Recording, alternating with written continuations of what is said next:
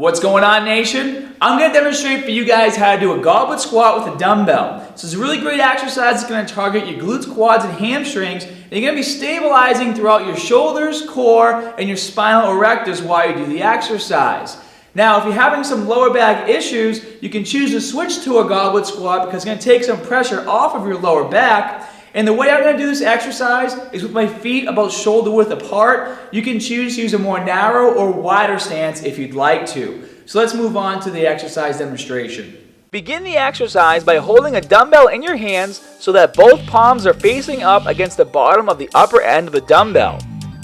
If needed, you can have a partner place the dumbbell in your hands, or you might find it easier to start from a seated position.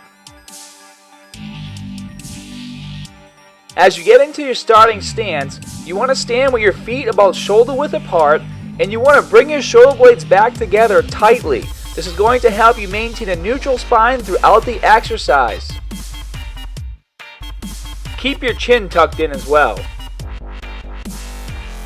As you perform the exercise, you want to sit back through your hips while maintaining a tall spine. Make sure you go deep enough so that your hips go below your knees, but don't go so low that you start to lean forward or fall into a spinal flexion. As you continue to do this exercise, you always want to improve how deep you can go while maintaining a tall spine. Push your knees out as you go up and down through the motion to avoid having them collapse in. You should also be squeezing your glutes through the entire motion as well. When you return back to the top part of the movement, be sure to extend your hips fully to complete the repetition. Make sure you're holding the dumbbell as close to your body as you can for proper positioning. If you start to let the dumbbell get too far away from you, you're going to not only fatigue your shoulders quicker, but you might start leaning too far forward eventually as well. You also want to pay attention to your feet.